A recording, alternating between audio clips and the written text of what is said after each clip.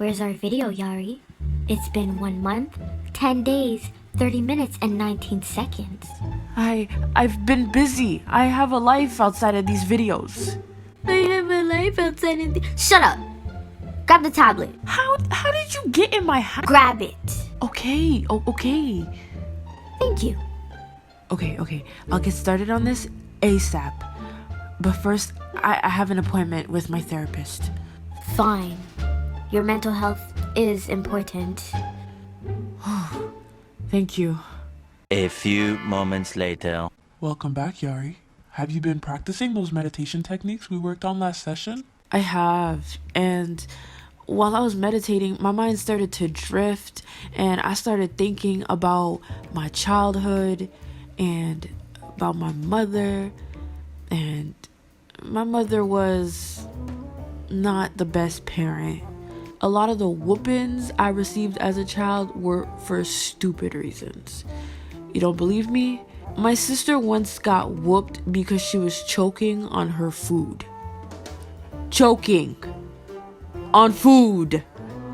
And instead of helping, my mom said, "I shall whoop thy child."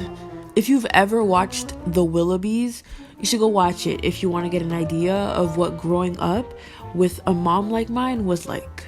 Anywho, so I remember one day before heading to daycare, my mother whooped me for some reason. I don't remember why. It was probably something stupid. And then she sent me off to daycare with the tears still in my eyes. So I arrived to the daycare and ran straight to whatever corner I could find to avoid being asked why I was crying.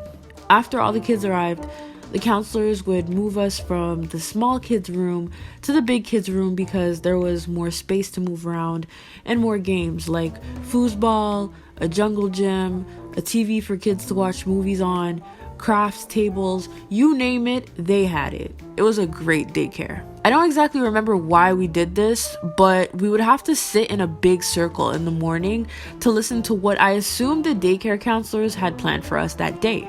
We were going around the circle that morning, explaining how our mornings went, and I didn't want to talk. My little brain didn't understand that I could just ask to be skipped, and I didn't want to tell everybody that my mother had put her hands on me that morning because I was afraid of what she would do if she found out that I snitched. Mind you, she had friends who worked at the daycare who would have either gaslighted me or even punished me for telling, which was another reason why I kept my mouth shut. Anyways, so it's my turn to talk, and at first I'm just quiet. I'm trying to figure out what to say, what lie to tell, and next thing you know, I crack under the pressure and start crying. I'm bawling, and everybody is absolutely confused. So they ask me, "What's wrong? Why am I crying?" And I spit out the first thing that comes to my mind. My grandpa died over the weekend, and everybody's like, "Oh my gosh, I'm so sorry. That's horrible. We'll make sure to give you distance today." And I'm like, "Thank you." And I think that's the end of it. And I've gotten off scot-free. Or so I thought. The end of the day comes around and my brother comes to pick me up instead of my mom. And I'm like, "Oh, thank God." And then one of the counselors calls me over in a very loud voice. I go over to her and my brother and they ask me, "Why would you lie about your grandfather being dead?" My little brain is shocked. They found me out. Why would my brother not go along with this lie?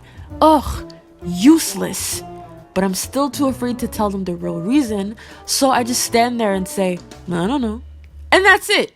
I just said I didn't know why, and they probably thought I was an attention-seeking loser, but I would rather take the judgment over another whooping. So I just swallow my pride, I hug it, I go get my stuff from my cubby, and that's it. I don't remember exactly how the conversation went with my brother afterwards. I think I told him the real reason. Maybe I didn't. I wasn't very comfortable talking to him.